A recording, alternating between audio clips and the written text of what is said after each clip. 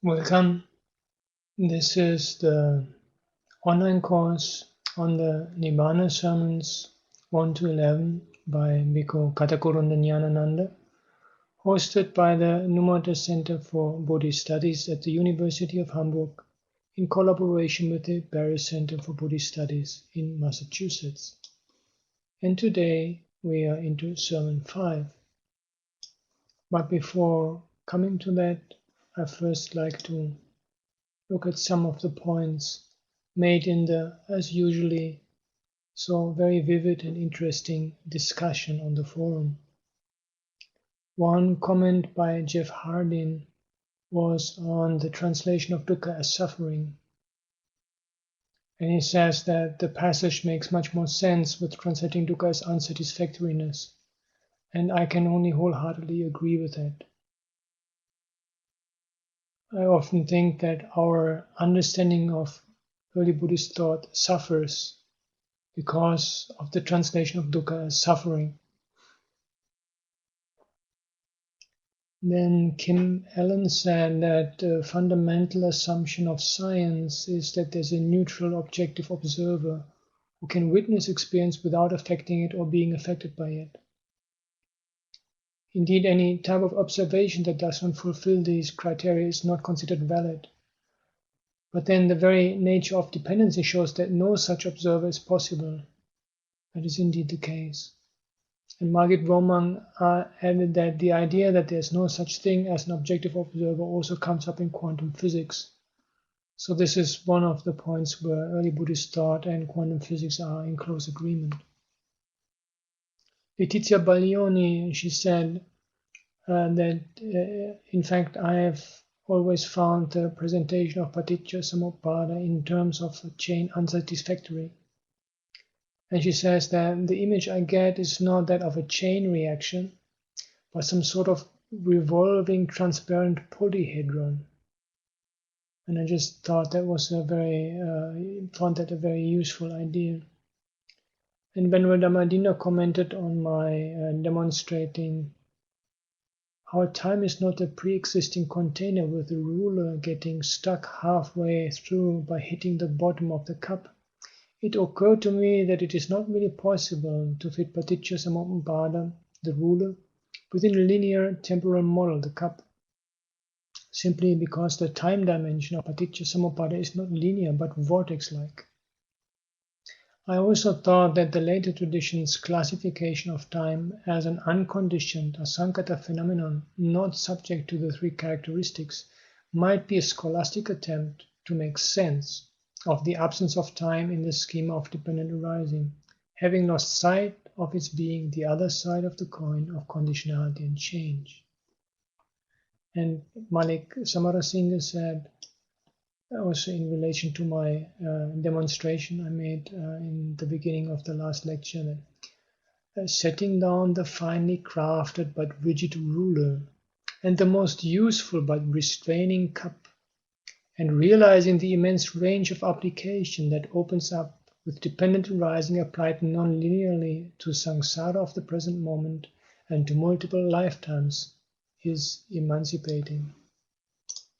I'm very glad that my little, how should I call it, my little playing around with the ruler and the cup has found so much appreciation, and that I was able to convey the main ideas of my own understanding of the relationship of Paticca Samuppada to time and timelessness.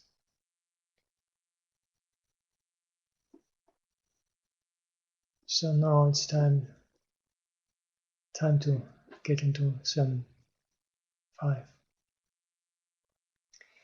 Etang santang etang panitang yadidang sabbasankhara samatu sab upari patinis sabgo tanhakhayo virago nirodho nibbānam.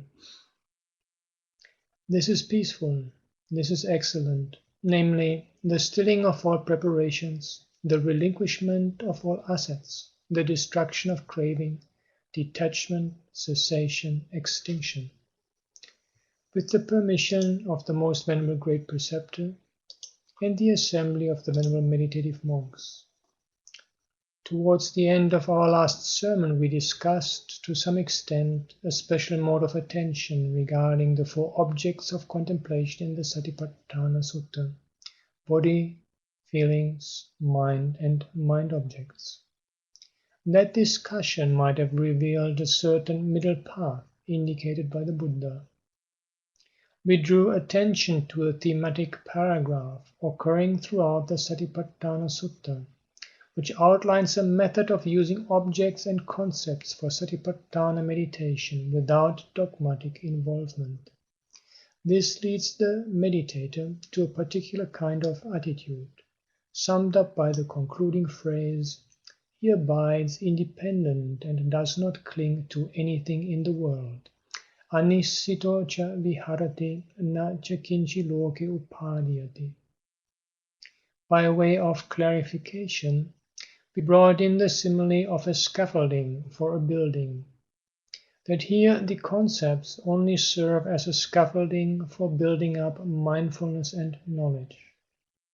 Talking about the scaffolding, we are reminded of 2 different attitudes, namely, the attitude of leaning onto and dwelling in the scaffolding itself, and the enlightened attitude of merely utilizing it for the purpose of erecting a building. For further explanation of this technique, we may take up the 2 terms paramasana and sammasana. It might be better to distinguish the meanings of these 2 terms also with the help of a simile. As for a simile, let us take up the razor, which is such a useful requisite in our meditative life. There's a certain special way in sharpening a razor. Comment: I just wanted to explain to those who might not be familiar with it. This is the Venerable is speaking about the type of razor used in old times and which is still accustomed to be used in the forest tradition, which is like a long blade and then a handle, and so one has to sharpen it on a stone in order to be able to shave one's head, which as monastics we have to do very regularly. End of comment. There's a certain special way in sharpening a razor. With the idea of sharpening the razor, if one grabs it tightly and rubs it on the sharpening stone, it will only become blunt. Paramasana, grasping, grabbing, is something like that. What then is the alternative? A more refined and softer approach is required as meant by the term sammasana. Comment: I think the Venerable author is here trying to build a bridge over to sammasana jnana, the next of the insight knowledges. We have been moving through Namarupa Paricheda and Paccaya Parigraha, and I think he's here just pointing over in the direction of the next in the series of knowledges in the progress of insight. End of comment. There's a proper mode of doing it. One has to hold the razor in a relaxed way, as if one is going to throw it away. One holds it lightly, ready to let go of it at any time, but of course with mindfulness. The wrist also is not rigid but relaxed. Hand is supple at the joints and easy to swing.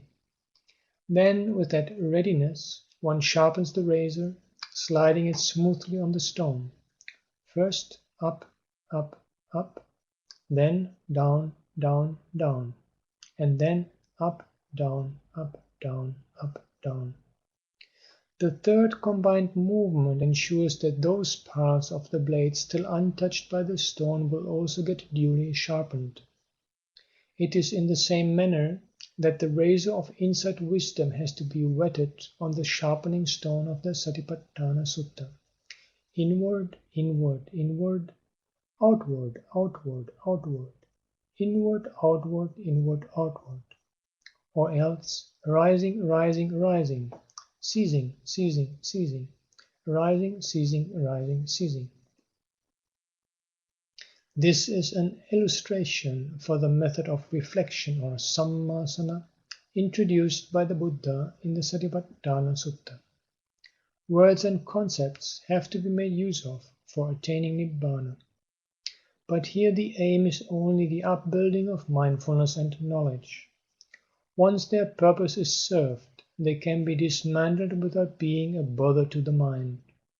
This is the significance of the concluding phrase, "He abides independent and does not cling to anything in the world."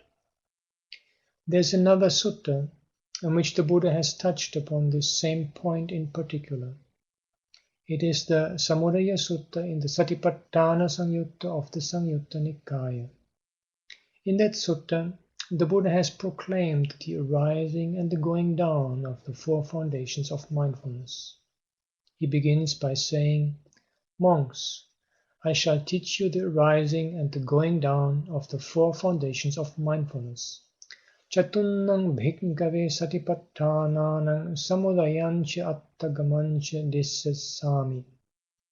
He goes on to say, "Kocha bhikkhave kayasa samudayam, ahara samudaya kayasa samudayo, ahara nirodha kayasa attagamo."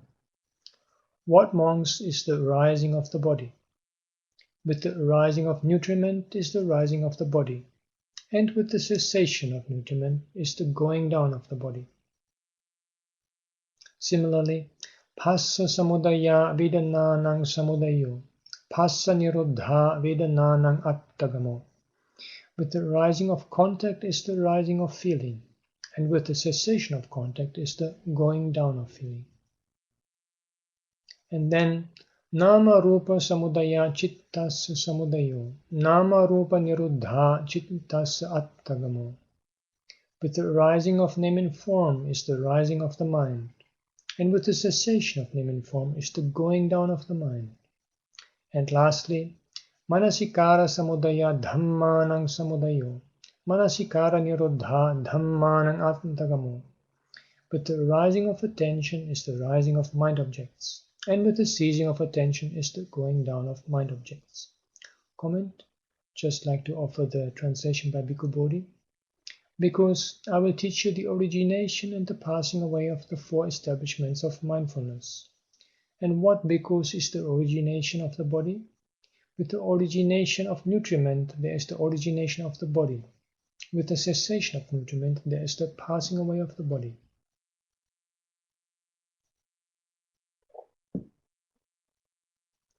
With the origination of contact, there is the origination of feeling. With the cessation of contact, there is the passing away of feeling. With the origination of name and form, there is the origination of the mind. With the cessation of name and form, there is the passing away of mind. With the origination of attention, there is the origination of phenomena. With the cessation of attention, there is the passing away of phenomena. And below I just pasted in the Chinese parallel, which makes the same basic statement. This too is an important discourse, well worth remembering, because here the Buddha is dealing with the rising and cessation, or rising and going down, of the four objects used for establishing mindfulness. As we know, the concept of nutriment in this Dhamma is much broader than the worldly concept of food. It does not imply merely the ordinary food, for which the term used is Kabalinkara Ahara, or material food. Taken in a deeper sense, it includes the other three kinds of nutriment as well, namely Phassa, or contact, Manosancetana, or volition, and Vijnana, or consciousness. These four together account for the concept of body as such. Therefore, due to these four, there comes to be a body, and with their cessation, the body ends. So also in the case of feeling. We all know that the rising of feeling is due to contact. The reference to name and form in this context might not be clear enough at once, due to various definitions of name and form, or nama rupa. Here, the reason for the rising of the mind is said to be name and form.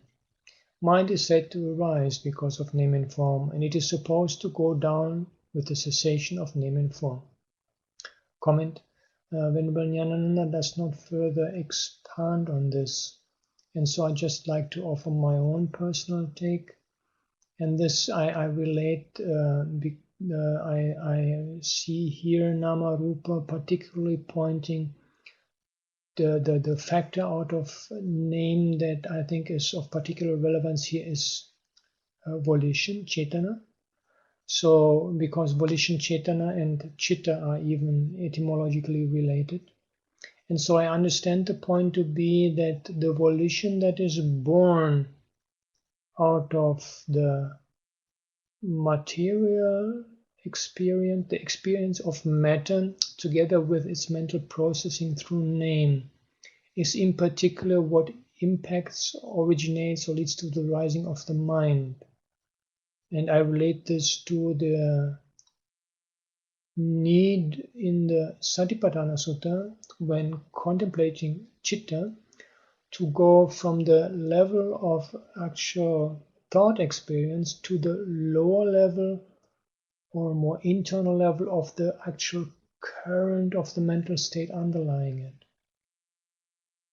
Say something is going on in my mind because I got upset, and I'm going like, so and so should not have said that, and next time I will. And as the mind keeps elaborating, the task is to go down to this lower level and just recognize, Anālayo, you are being angry. And this recognition has a lot to do with the basic thrust of the mind, and this is where Cetana comes in, the volition part. So my personal take on this statement that the arising of the third object of the third Satipatthana relates to name and form is in particular name and form as they build up, like in that simile with the fingers, where the volitional finger is the middle finger, the one that really sticks out. This is where name all comes together in this pointing out of volition. This is just my personal take on it, because the Venerable Ñāṇananda does not further expand on this topic. End of comment. The fact that the mind objects arise due to attention is noteworthy. All the mind objects mentioned in the fourth section of contemplation arise when there is attention, and they go down when attention is not there. In other words, attention makes objects out of them. This way, we are reminded that apart from making use of these words and concepts for the purpose of attaining Nibbāna, there's nothing worth holding on to or clinging to dogmatically. Comment. I again like to offer my own personal understanding here. The contemplation of Dhammas in the comparative perspective by studying the different canonical discourse versions and parallels to the Satipatthana Sutta reduces to just two contemplations: contemplation of hindrances and contemplation of the awakening factors. In fact, even the hindrances are not mentioned in all three versions.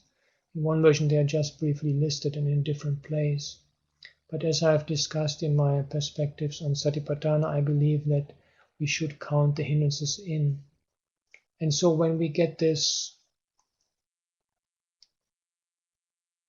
basic idea of contemplation of Dhammas being the overcoming of the hindrances and the cultivation of the awakening factors, then the idea of the fourth Satipatthana becomes really the monitoring of the mind in its progress towards awakening.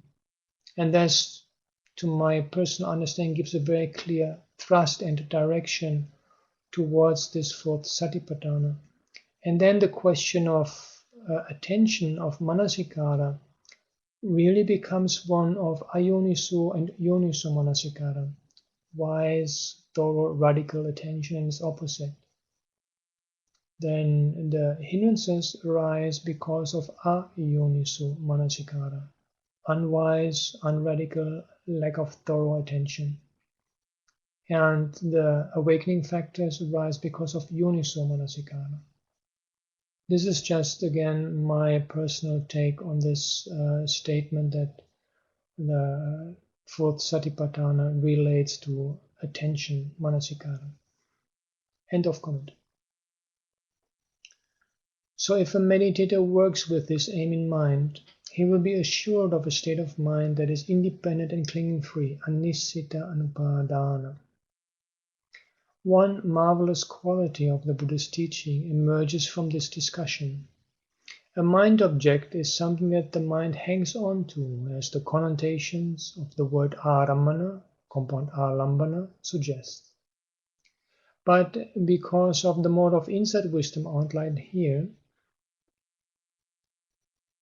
because of the middle path approach, even the tendency to hang on is finally done away with, and the object is penetrated through. Despite the above connotations of hanging on, ārammana, the object is transcended. Transcendence in its highest sense is not a case of surpassing, as is ordinarily understood. Instead of leaving behind, it penetrates through. Here then we have a transcendence that is in itself a penetration. So the terms anissita and anupadana seem to have a significance of their own.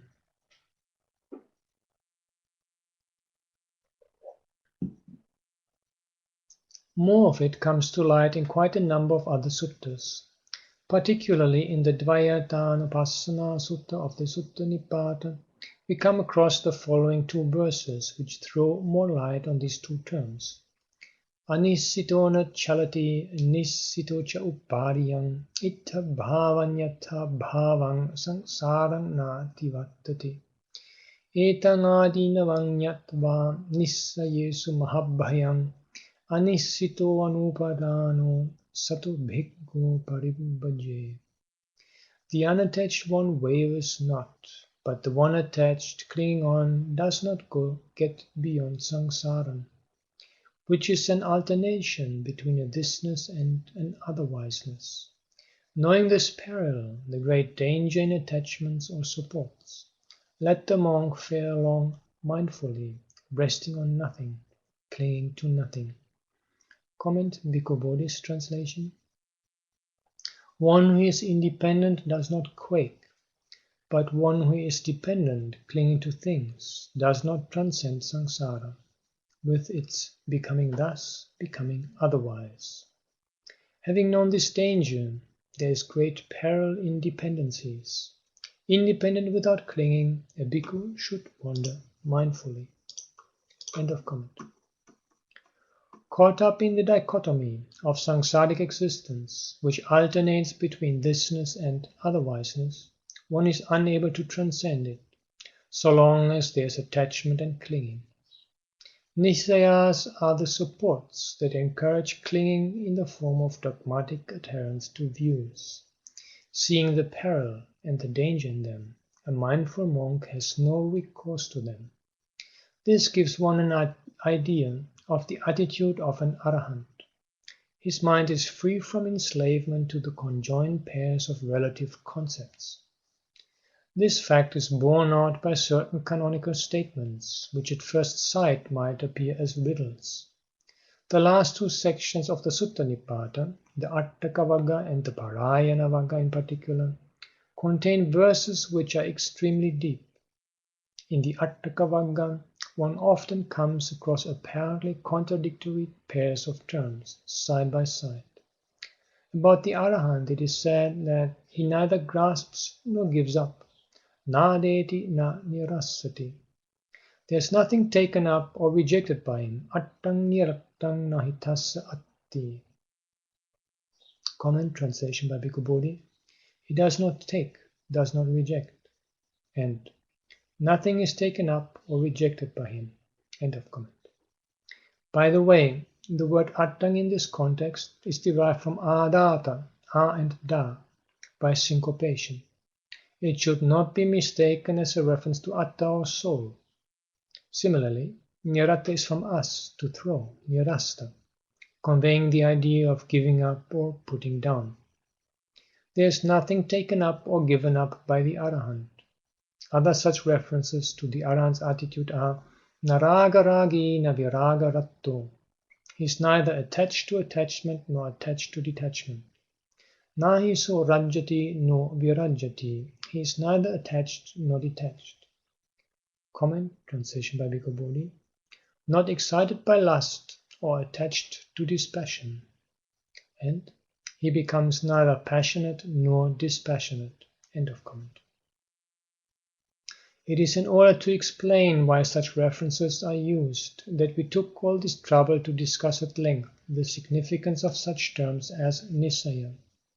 Probably due to a lack of understanding in this respect, the deeper meanings of such suttas have got obscured. Not only that, even textual corruption through distorted variant readings has set in, because they appeared like riddles. However, the deeper sense of the suttas sometimes emerges from certain strikingly strange statements, like the following found in the Kajjaniya Sutta of the Samyutta Nikaya. The reference here is to the Arahant.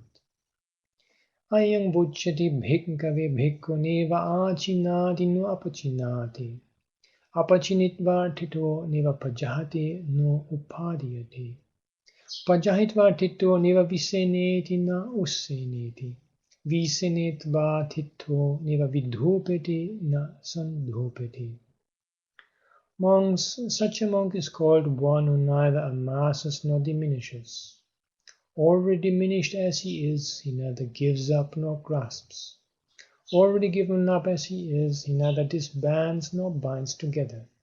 Already disbanded as he is, he neither exercises nor propitiates. Comment, translation by Bhikkhu Bodhi.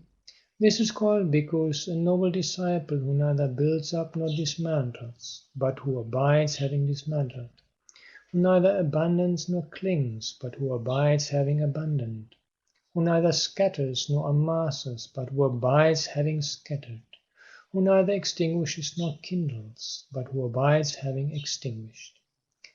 The reference to a noble disciple here in this translation seems to be a minor error.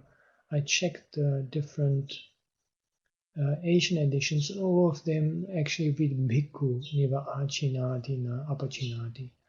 And I think this is something that easily happens. I myself also when translating from the Chinese, because the Arya Savaka, the noble disciple, has been mentioned in the previous passage, and so one sometimes unwittingly just doesn't realize that there has been a change in terminology.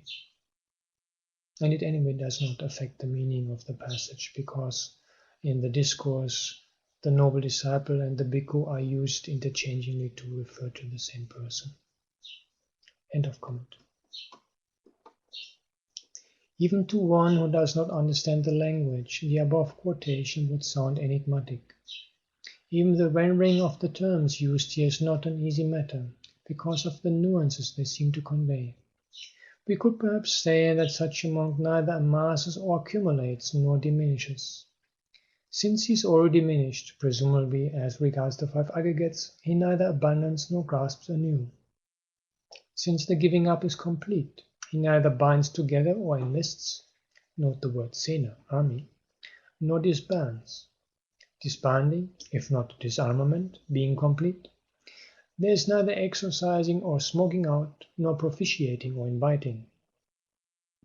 The coupling of these terms and their peculiar employment is suggestive of the Arahant's freedom from the dichotomy. In the Brahmana Vagga of the Dhammapada too, we come across a similar enigmatic verse. Yasa paranga parangva para parang na vinjati vitaddarang visangyutam tamahang brumi brahmanam. For whom there is neither a farther shore, nor a hither shore, nor both, who is undistressed and unfettered, him I call a Brahmin. Comment, translation by K.R. Norman. For whom there is neither the far shore, nor the near shore, nor both, free from distress and without connections, him I call a Brahmin. End of comment. In this context, the word Brahmana refers to the Arahant. Here too it is said that the Arahant has neither a farther shore, nor a hither shore, nor both. This might sometimes appear as a problem.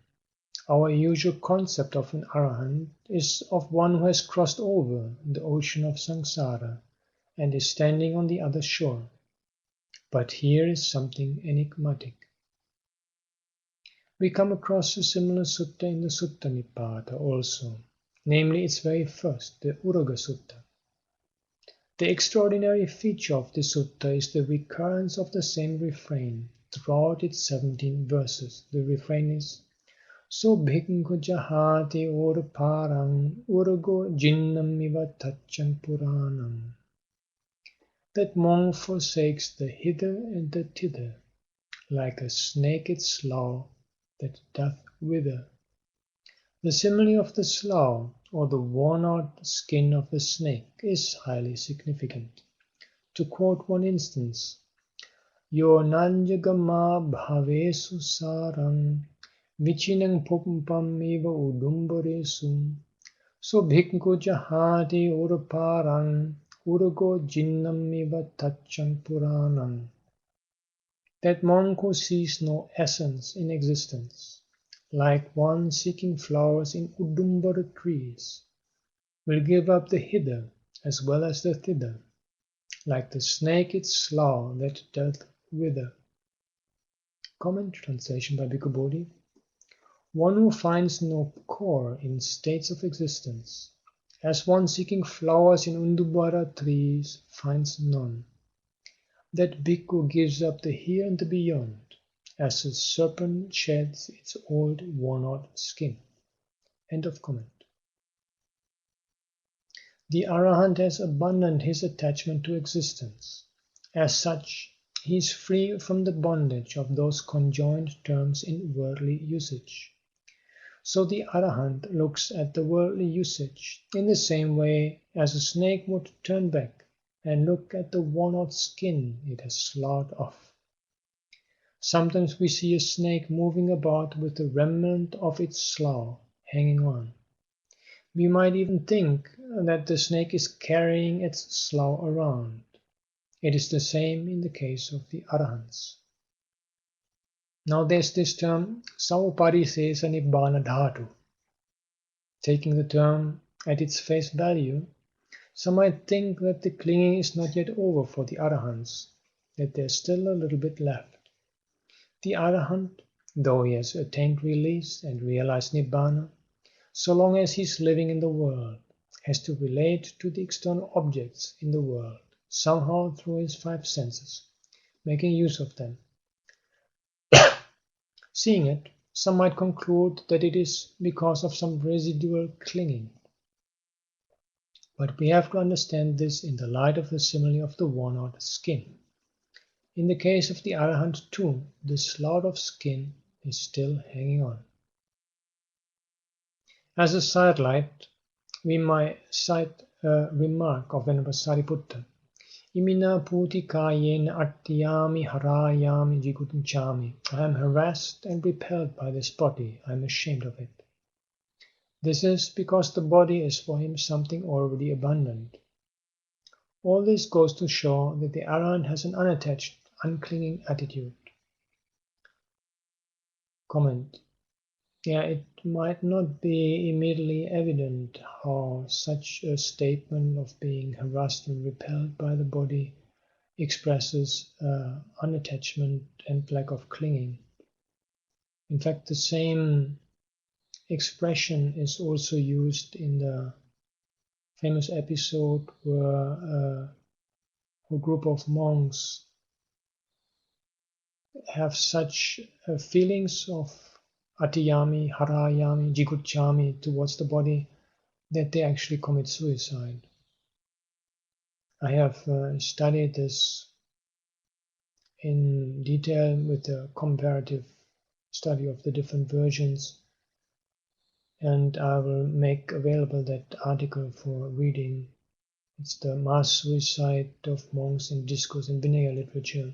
It's a very long article, and I think only the first part of it is relevant here. And I also looked in that context at this statement attributed to Venerable Sariputta, and is found similarly in the parallel versions.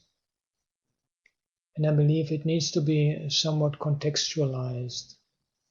And the context is that he is being unjustly accused, and so he is in a way The intention is to point out that he would never slight another companion in the holy life, and that he's not attached to his body, but the way this is formulated really needs to be understood properly and not as a literal, not read literally as a recommendable attitude towards the body, I think.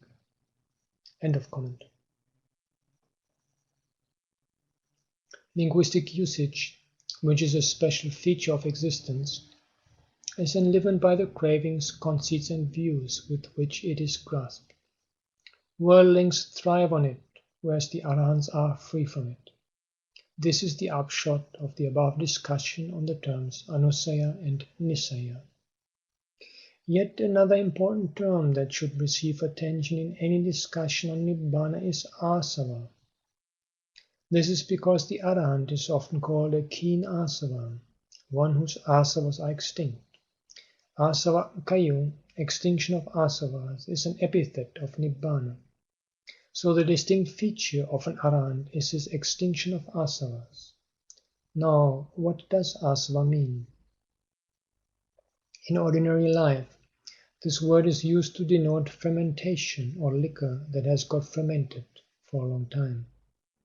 If there's even a dreg of ferment in a vessel, it is enough to cause fermentation for any suitable raw material put into it. So also are the asavas.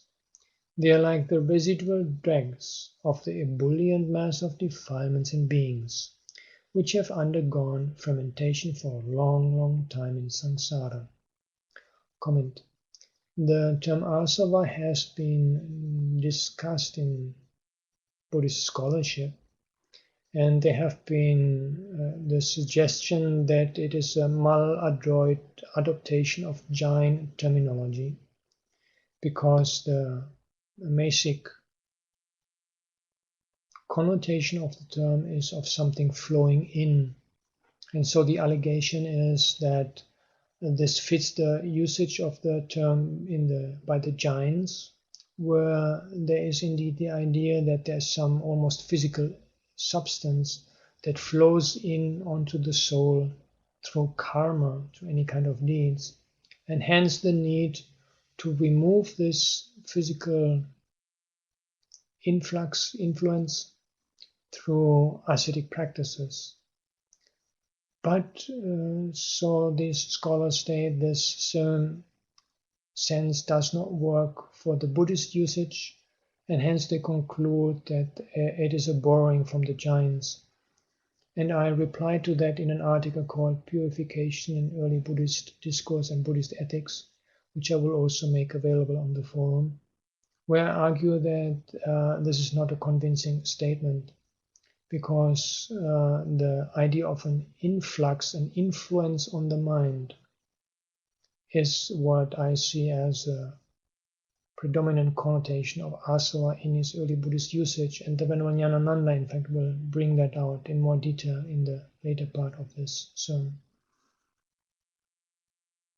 End of comment. Very often, asavas are said to be of three types, three kinds, as kamasava, bhavasava, and avijjasava. The term asava in this context is usually rendered as influxes. We may understand them as certain intoxicating influences, which create a world of sense desire, a stupor that gives a notion of existence and leads to ignorance. These influxes are often said to have the nature of infiltrating into the mind. Sometimes a fourth type of influxes, asava, is also mentioned, but this can conveniently be subsumed under avijjasava. Comment. Yeah, the asava actually only occurs in the Mahaparinibbāna Sutta, and only in some editions also, so it is, as far as I'm able to see, clearly a later development. And so the suggestion by Bhikkhu Ñāṇananda that it could just be subsumed under avijjasava makes a lot of sense. End of comment. The extinction of influxes becomes a distinctive characteristic of an Arahant, as it ensures complete freedom. One could be said to have attained complete freedom only if one's mind is free from these influxes. It is because these influxes are capable of creating intoxication again and again. The immense importance of the extinction of influxes and how it accounts for the worthiness of an arahant is sometimes clearly brought out. The ultimate aim of the Buddha's teaching is one that in other systems of thought is generally regarded as attainable only after death. The Buddha, on the other hand, showed a way to its realization here and now. As a matter of fact, even Brahmins like Pukkarasati went about saying that it is impossible for a human being to attain something supramundane. Katangi nama manusa bhuto uttari manusa dhamma alamarya jnana dasa visesam nyasativa dhakativa sachiva karisati. How can one as a human being know, see, or realize the supramundane state, an extraordinary knowledge and vision befitting the noble ones? They thought that such a realization is possible only after death. Immortality in other systems of thought is always an after-death experience. Comment? Yeah, I will also offer yet another article that I wrote for the Encyclopedia of Buddhism on Uttari Manusa Dhamma on the significance of this term. But besides announcing that article, I also wanted to express my appreciation for the point made by the Venerable Ñāṇananda that the deathless in early Buddhist thought is realized while one is still alive, and not something that only comes after death. It's a very powerful distinction. End of comment. Now the realization of the extinction of influxes, on the other hand, gives a certain assurance about the future. It is by this extinction of influxes that one wins to the certitude that there is no more birth after this. Kina jati, extinctis birth. Certitude about something comes only with realization. In fact, the term sanchikiriya implies a seeing with one's own eyes, as the word for eye, akshi, is implicit in it. However, everything cannot be verified by seeing with one's own eyes. The Buddha has pointed out that there are 4 ways of realization or verification. Chattaro me bhikkhave sanchikaraniya dhamma katame chattaro Ati bhikkhave dhamma kayena sanchikaraniya Ati bhikkhave dhamma satya sanchikaraniya Ati bhikkhave dhamma chakuna sanchikaraniya Ati bhikkhave dhamma panyaya sanchikaraniya. Monks, there are these 4 realizable things. What 4? There are things, monks, that are realizable through the body. There are things, monks, that are realizable through memory. There are things, monks, that are realizable through the eye. There are things, monks, that are realizable through wisdom. Comment, in the translation by Bhikkhu Bodhi. Monks, bhikkhus, there are these 4 things to be realized. What 4? There are things to be realized by the body. There are things to be realized by memory. There are things to be realized by the eye. And there are things to be realized by wisdom. And even though this discourse does not have a parallel in the Chinese agamas, when evaluating such absence, we need to keep in mind that we do not have a complete collection of 4 Chinese agamas from the same school, but much rather individual agamas from different schools. So we don't have a complete set, and due to the differing distribution of discourses over 4 agamas within different schools, there is always something that kind of falls through the gaps. But we have the Sangiti Pariyaya. It's a very early work of the Sarvastivada canonical Abhidharma collection, which has quite a number of sutra quotations. It just quotes from a discourse. And in one such discourse quotation gives the same for dimensions of realization, aspects of realization. And I've just pasted this in here. And I also like to briefly comment on the first of these. The translation by the body or through the body is a somewhat literal translation of the Pali kayena. And the instrumental kayena in such context means direct realization. In fact, I would prefer the translation direct. It refers to direct experience. And that it does not refer to the physical body becomes quite clear when the same expression is used for the immaterial attainments that are realized by the body, kayena, or touched by the body, kayena, actually realized directly, experienced directly.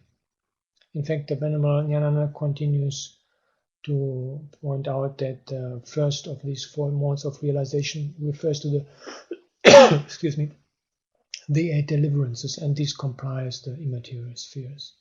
So these cannot be experienced by the physical body. End of comment.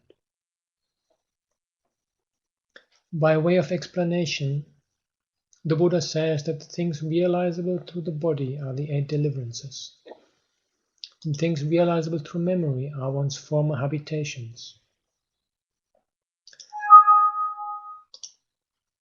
The things realizable through the eye are the death and rebirth of beings. And what is realizable through wisdom is the extinction of influxes. One's former lives cannot be seen with one's own eyes by running into the past. It is possible only by purifying one's memory and directing it backwards. Similarly, the death and rebirth of beings can be seen as if with one's fleshly eye, with the divine eye, by those who have developed it. So also the fact of extirpating all influxes is to be realized by wisdom and not by any other means. The fact that the influxes of sensuality, existence, ignorance, and abuse will not flow in again can be verified only by wisdom. That is why special mention is made of Nibbāna as something realizable. Because Nibbāna is said to be something realizable, some are of the opinion that nothing should be predicated about it. What is the reason for this special emphasis on its realizability? It is to bring into sharp relief the point of divergence, since the Buddha taught a way of realizing here and now something that in other religions was considered impossible. What was it that they regarded impossible to be realized? The cessation of existence, or bhava nirodha. How can one be certain here and now that this existence has ceased? This might sometimes appear as a big puzzle, but all the same, the Arahant experienced the cessation of existence as a realization. That is why he even gives expression to it as bhava nirodho nibbāna. Cessation of existence is Nibbāna. It comes about by this extinction of influxes. The very existence of existence is especially due to the flowing in of influxes of existence. What is called existence is not the apparent process of existing visible to others. It is something that pertains to one's own mental continuum. For instance, when it is said that some person is in the world of sense desires, one might sometimes imagine it as living surrounded by objects of sense pleasures. But that is not always the case. It is the existence in a world of sense desire built up by sensuous thoughts. It is the same with the realms of form and formless realms. Even those realms can be experienced and attained while living in this world itself. Similarly, it is possible for one to realize the complete cessation of this existence while living in this very world. It is accomplished by winning to the realization that the influxes of sensual desires, existence, and ignorance no longer influence one's mind. So all this goes to show the high degree of importance attached to the word asava. The Sammaditthi Sutta of the Majjhima Nikaya seems to pose a problem regarding the significance of this term. At one place in the sutta, it is said that the rising of ignorance is due to the rising of influxes, and that the cessation of ignorance is due to the cessation of influxes.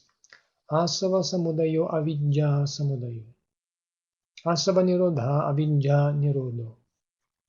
If the sutta says only this much, it will not be such a problem, because it appears as a puzzle to many nowadays why ignorance is placed first. Various reasons are adduced and arguments put forward as to why it is stated first out of the 12 factors. The fact that there is still something to precede it could therefore be some consolation. Comment. Yeah, and I'd like to note that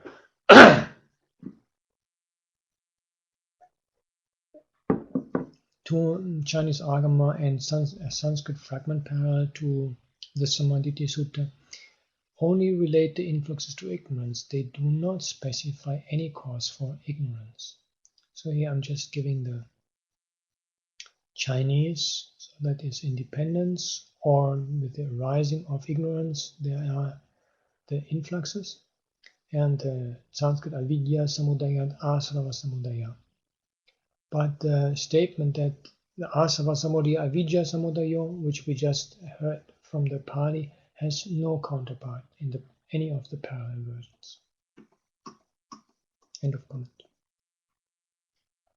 But then, a little way off in the self-same sutta, we read avidya samudaya asava samudayo, avidya nirodha asava nirodha. With the rising of ignorance is the rising of influxes. With the cessation of ignorance is the cessation of influx. Apparently this contradicts the previous statement. The preacher of this discourse, Venerable Sariputta, is not one who contradicts himself, though most probably there is some deep reason behind this. Another problem crops up, since ignorance is also counted among the different kinds of influxes.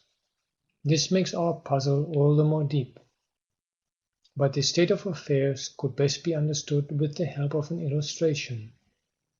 It is in order to explain a certain fascinating behavior of the mind that even arahants of great wisdom have to make seemingly contradictory statements. Comment. Yeah, I am not sure if we need to attribute this to Venerable Sariputta and arahants making contradictory statements. I mean, in view of the situation in the parallels, we just simply cannot be sure what was the original version. Whether it was the way in the Pali version, and this has been then lost in all the parallels, or whether maybe the Pali version is simply a later development. End of comment. We have to draw in at this juncture a very important discourse in the Samyutta Nikaya, which is a marvel in itself. It comes in the section on the aggregates, Khanda Samyutta, as the second Gaddula Sutta. Here the Buddha makes the following impressive declaration. Diktang vo bhikkhave charanang nama chittanti, evang bhante. Tampi ko bhikkhave charanang nama chittang chitteneva chintitang. Tenapi ko bhikkhave charanena chittena chittanyeva chittatarang. Tasmati abhikkhave abhikanang sakkang chittang panchavekam kitabang. Dhigarattang idang chittang sankilittang ragena dosena mohenati. Chitta sankilesa bhikkhave satta sankilissanti. Chitta vodana satta visujjanti. Nahang bhikkhave anyang ekanikayampi samanupassami evang chittang yathaidang bhikkhave tiracchanagatapana. Tepi ko bhikkhave tiracchanagatapana chitteneva chintita. Tepi ko bhikkhave tiraccanagate pane chittanyeva chittatarang. Tasmatiya bhikkhave bhikkhuna abhikkanang sakkang chittang panchavekam kitabang. Digarattang idang chittang sankilittang chittang ragena dosena mohenati. Chitta sankilesa bhikkave satta sankilisanti chitta vodana satta visujjanti. Monks, have you seen a picture called a movie, Charana? Yes, Lord. Monks, even that picture called a movie is something thought out by the mind. But this mind, monks, is more picturesque than that picture called a movie. Therefore, monks, you should reflect moment to moment on your own mind with the thought, for a long time has this mind been defiled by lust, hate, and delusion. By the defilement of the mind, monks, our beings defiled. By the purification of the mind, our beings purified. Monks, I do not see any other class of beings as picturesque as beings in the animal realm. But those beings in the animal realm, monks, are also thought out by the mind. And the mind, monks, is far more picturesque than those beings in the animal realm. Therefore, monks, should a monk reflect moment to moment on one's own mind with the thought, for a long time has this mind been defiled by lust, hate, and delusion. By the defilement of the mind, monks, are beings defiled. By the purification of the mind, our beings purified. Comment, translation by Bhikkhu Bodhi. Bhikkhus, have you seen a picture called Faring On? Yes, Venerable Sir. Even that picture called Faring On has been designed in its diversity by the mind. Yet the mind is even more diverse than that picture called Faring On. Therefore, bhikkhus, one should often reflect upon one's own mind thus. For a long time this mind has been defiled by lust, hatred, and delusion. Through the defilement of the mind, beings are defiled. With the cleansing of the mind, beings are purified. Because I do not see any other order of living beings so diversified as those in the animal realm. Even those beings in the animal realm have been diversified by the mind, yet the mind is even more diverse than those beings in the animal realm. Therefore, bhikkhus, one should often reflect upon one's own mind thus. For a long time this mind has been defiled by lust, hatred, and delusion. Through the defilement of the mind, beings are defiled. With the cleansing of the mind, beings are purified. And I've also put in the Chinese, and it seems that the translator misunderstood this passage, and so he has added a bird. Even in the passage on the Charanama Chittang, there's the transliteration, I think, of Charana. Did you see the Charana bird of various colors? So it seems that original used for the Chinese translation would have been similar to the Pali, but the translator just couldn't make any sense out of it and then added a bird there. And so for somebody approaching the Chinese text without access to an Indic language parallel, it carries quite a different meaning. End of comment. Here the Buddha gives two illustrations to show how marvelous this mind is. First he asked the monks whether they have seen a picture called Charana. Though the word may be rendered by movie, it is not a motion picture of the sort we have today. According to the commentary, it is some kind of variegated painting done on a mobile canvas chamber, illustrative of the results of good and evil karma. Whatever it may be, it seems to have been something marvelous. But far more marvelous, according to the Buddha, is this mind. The reason given is that even such a picture is something thought out by the mind. Comment. This way of teaching by carrying around paintings, I think it could also sometimes be an explanation for certain literalism. Like, for example, in the later hagiography of the period before the Buddha set out for his quest of awakening, we get these stories that he was completely unaware of old age, disease, and death, and then doing outings from his palace, he came across for the first time in his life seeing somebody who is sick, etc. And the suggestion has been made by a German scholar already quite some time ago that this could have been simply started by there's a discourse actually which describes the Buddha's actual insight into the predicaments of human existence, and then in order to make this insight more easily visible, understandable in the ancient Indian setting, it would have been natural to make some drawings that show him seeing old age, disease, and death. And then later on, the existence of these drawings could then have led to this actual story that he for the first time in his life saw these things, which is so out of keeping with the astute observational qualities of the Buddha to have lived for much of his youth completely oblivious of the fact that people become old and get sick and die. And so this Charanamachittan, this idea of images being made for the purpose of teaching and carried around, helps us to imagine how certain literalisms crept into the Buddhist tradition. End of comment. Then, by way of an advice to the monks, says the Buddha, therefore, monks, you should reflect on your mind moment to moment with the thought. For a long time this mind has been defiled by lust, hate, and delusion. The moral drawn is that beings are defiled by the defilements of their minds, and that they are purified by the purification of their minds. This is the illustration by the simile of the picture. And then the Buddha goes on to make another significant declaration. Monks, I do not see any other class of beings as picturesque, as beings in the animal realm.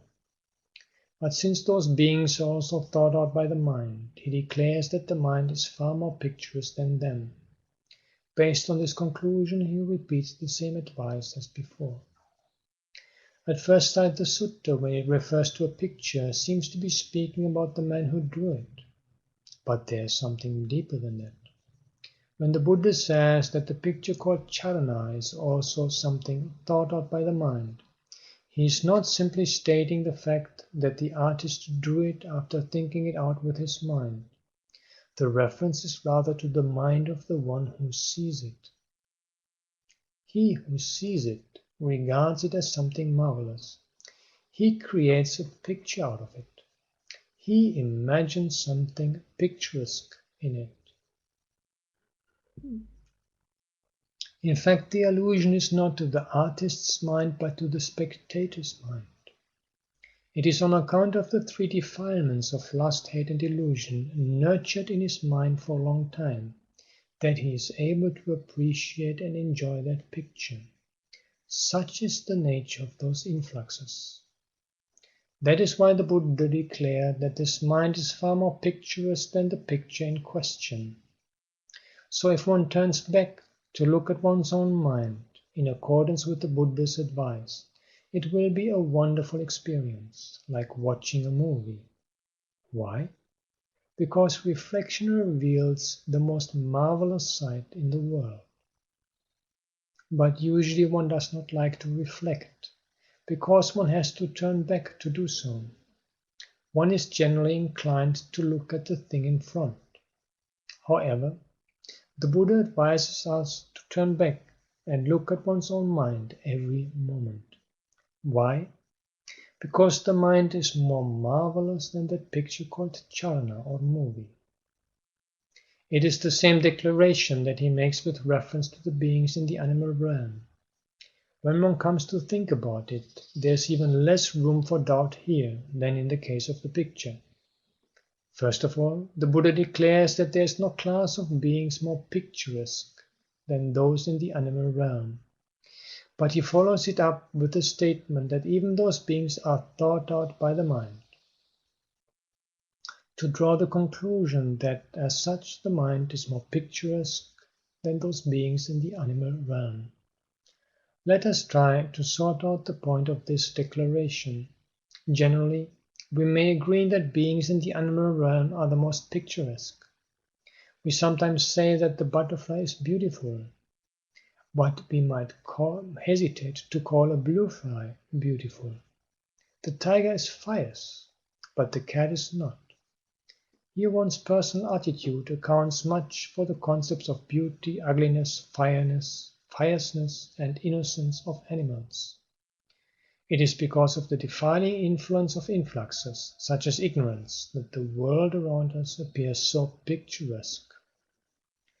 Based on this particular sutta with its reference to the Charana picture as a prototype, we may take a peep at the modern day's movie film by way of an analogy.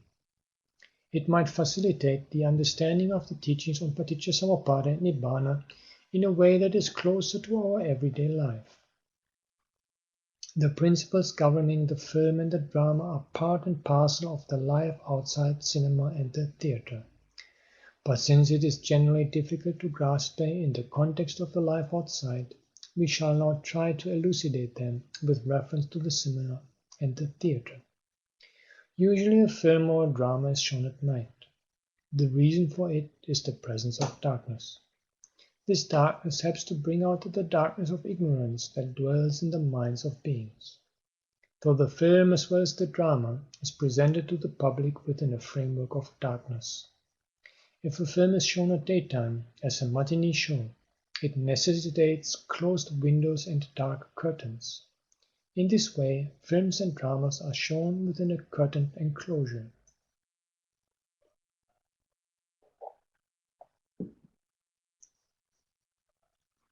There's another strange thing about these films and dramas. One goes to the cinema or the theatre saying, I'm going to see a film show, I'm going to see a drama. And one returns saying, I've seen a film show, I've seen a drama. But while the film show or the drama is going on, one forgets that one is seeing a show or a drama. Such a strange spell of delusion takes over. This is due to the intoxicating influence of influxes.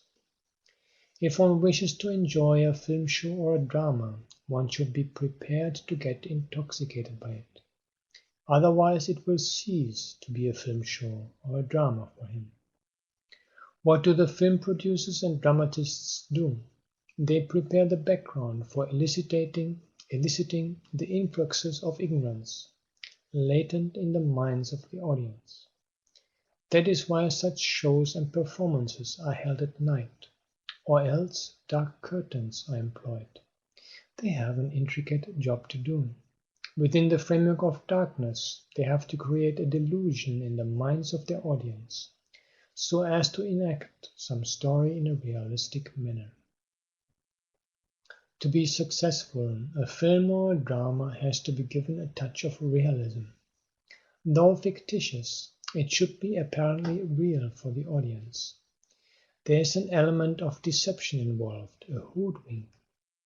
For this touch of realism, quite a lot of makeup on the part of actors and actresses is necessary.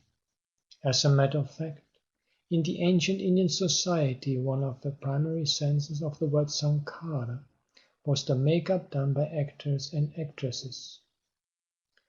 Now, in the present context, sankhara can include not only this makeup in personal appearance, but also the acting itself, the delineation of character, stagecraft, etc.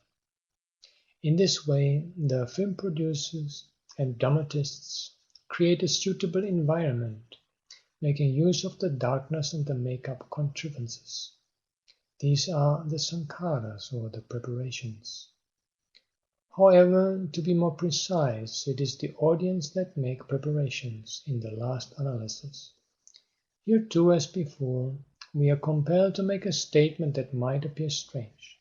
So far, not a single cinema has held a film show, and not a single theatre has staged a drama. And yet, Those who had gone to the cinema and the theatre had seen film shows and dramas. Now, how can that be? Usually we think that it is the film producer who produces the film and that it is the dramatist who makes the drama. But if we are to understand the deeper implications of what the Buddha declared with reference to the picture Charana, a film show or drama is produced in the last analysis by the spectator himself. When he goes to the cinema and the theatre, he takes with him the spices needed to concoct a film or drama, and that is the influxes or asavas. Whatever technical defects and shortcomings there are in them, he makes good with his influxes. As we know, in a drama there's a certain interval between two scenes, but the average audience is able to appreciate even such a drama, because they are influenced by the influxes of sense desire, existence and ignorance. With the progress in science and technology, scenes are made to fall on the screen with extreme rapidity. All the same, the element of delusion is still there. The purpose is to create the necessary environment for arousing delusion in the minds of the audience. Whatever preparations others may make, if the audience does not respond with their own preparations along the same lines, the drama will not be a success. But in general, the worldlings have a tendency to prepare and concoct, so they would make up for any shortcomings in the film or the drama with their own preparations and enjoy them. Now, for instance, let us think of an occasion when a film show is going on within the framework of darkness. In the case of a matinee show, doors and windows will have to be closed. Supposing the doors are suddenly flung open while a vivid technicolor scene is flashing on the screen. What happens then? The spectators will find themselves suddenly thrown out of the cinema world they had created for themselves. Why? Because the scene in technicolor has now lost its color, it has faded away. The result is dejection, disenchantment. The film show loses its significance. That film show owed its existence to the dark framework of ignorance and the force of preparations. But now that the framework has broken down, such a vast change has come over, resulting in a disenchantment. Now the word raga has nuance suggestive of color, so viraga, dispassion, can also literally mean a fading away or a decoloration. Here we have a possible instance of nibbida, viraga, disenchantment, dispassion, at least in a limited sense. A door suddenly flung open can push aside the delusion, at least temporarily. Let us consider the implications of this little event. The film show, in this case, ceases to be a film show because of a flash of light coming from outside. Now, what would have happened if this flash of light had come from within one's mind? Then also something similar would have happened. If the light of wisdom dawns on one's mind while watching a film show or a drama, one would even wonder whether it is actually a film or a drama, while others are enjoying it. Speaking about the film show, we mentioned above that the spectator has entered into a world of his own creation.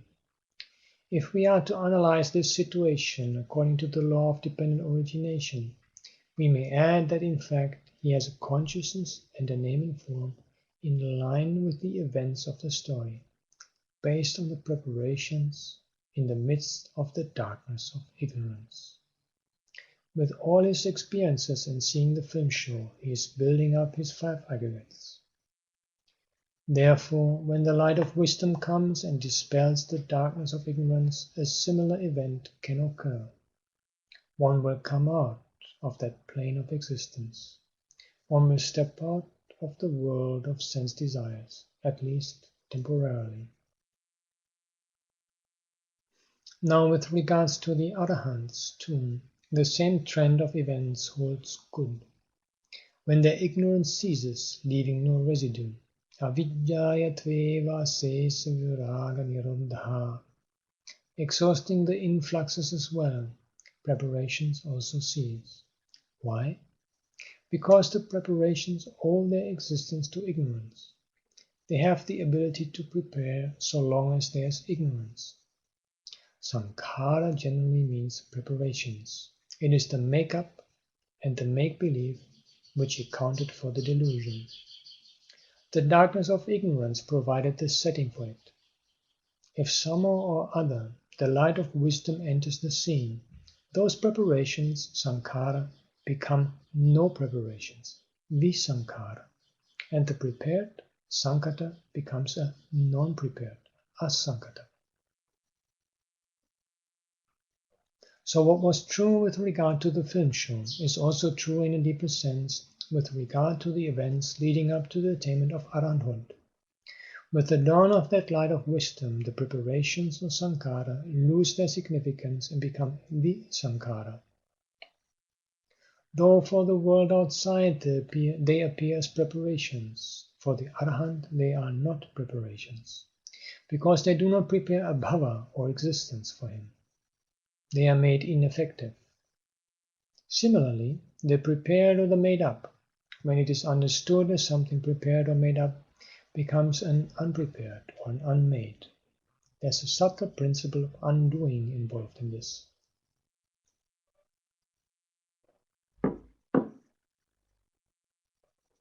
Sometimes this might be regarded as a modernistic interpretation, but there is canonical evidence in support of such an interpretation. For instance, in the Dvayattanupassana Sutta of the Sutta Nibbāna, we come across the following verse. Nivuttanang tamohoti andhakaro apassatan satancha vivartang hoti aloko pasatamiva santike navijananti maga dhammasa akkovida. Murk it is to those enveloped as darkness unto the undiscerning, but to the good wide open it is, as light is unto those discerning. So near, and yet they know not, fools, unskilled in the known. Comment, translation by Bhikkhu Bodhi. There is gloom for those who are blocked, darkness for those who do not see. But for the good it is opened up, like light for those who see. The brutes, unskilled in the Dhamma, do not understand it even when close. End of comment. It is all murky to those enveloped by the hindrance of ignorance, like the darkness for those who are unable to see. But for the noble ones it is visible like an open space, even as the light to those with vision. Though it is near at hand, fools, inexpert in the Dhamma, do not understand.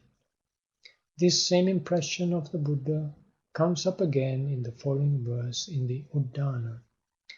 Moha sambandhano loko bhabbarupova dissati upadhi bandhano balo tamasa parivarito sasatori vakhayati pasato nanti kinchanam. The world infettered to delusion feigns a promising mean. The fool to his assets bound sees only darkness around. It looks as though it would last, but to him who sees there is not. Comment, translation by Ireland. The world is held in bondage by delusion and only appears to be capable, to a fool, held in bondage by clinging and wrapped up in ignorance. It appears to be eternal, but one who sees has no obstructions. End of comment.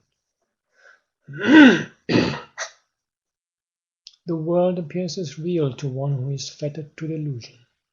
He imagines it to be reliable, and so the fool, relying on his assets, is encompassed by the darkness. To him the world appears as eternal, but the one who has the right vision knows that in reality there is nothing. All this goes to show that the life outside is not much different from what goes on within the four walls of the cinema and the theatre. Just as in the latter case, an enjoyable story is created out of a multitude of scenes, relayed at varying degrees of rapidity, backed up by the delusive make-up of actors and actresses, so that one may lose oneself in a world of fantasy. Even so, according to the point of view of Dhamma, the lifestyle outside is something made up and concocted. However, the darkness within is much thicker than the darkness outside. The darkness outside may be dispelled even by a door flung open, as we saw above, but not so easily the darkness within. That is why in the Psalms of the Theras and Theres it is said that they split or burst asunder the mass of delusion. Tamok kandang padhaliya, tamok kandang padhalaying. The pitchy black darkness of ignorance in the world is one that is thick enough to be split up and burst asunder. So it seems the darkness within is almost tangibly thick. But the first incision on this thick curtain of darkness is made by the path knowledge of the streamlinner. As a sidelight, we may cite an episode from the lives of the Venerable Sariputta and Mahamoggalana, the two chief disciples of the Buddha. Formerly as Brahmin youths, they were known as Upatissa and Kolita. These two young men once went to see a hilltop festival called Giragga Samanja. Since by then their discerning wisdom was already matured, they suddenly developed a dejection about the entertainment going on. The hilltop festival, as it were, lost its festivity for them. They understood the vanity of it and could no longer enjoy it as before. They may have already had a distant glimpse of the similarity between the two levels of experience mentioned above, but they on their own could not get at the principles underlying the delusion involved. Much later, as a wandering ascetic, when Upatissa met the Venerable Assaji Thera on his alms round, he begged the latter to preach the Dhamma to him. Venerable Assaji said, "I know only a little." Upatissa also assured him, "I need only a little." Venerable Assaji preached a little, and Upatissa too heard a little. But since there was much in it, the latter attained the fruit of stream-winning, even on hearing the first two lines of the following verse. Ye dhamma hetu pabhava, tesam hetum tathagato aha, tesam chayo nirodho, evam vadi mahasamano. Of things that proceed from a cause, their cause the Tathagata has told, and also their cessation. Thus teaches the great ascetic.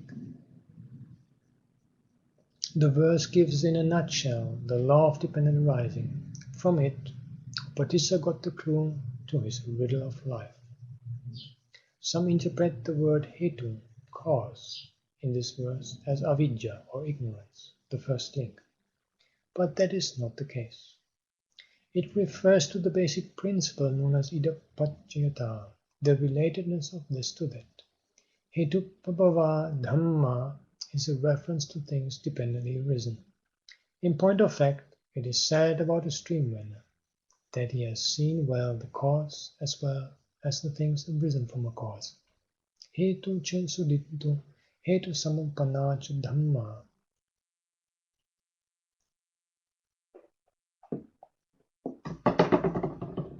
That means that he has seen the law of dependent arising, as also the dependently arisen phenomenon. We have already discussed the significance of these two terms. What is called paticca samuppada is the basic principle itself.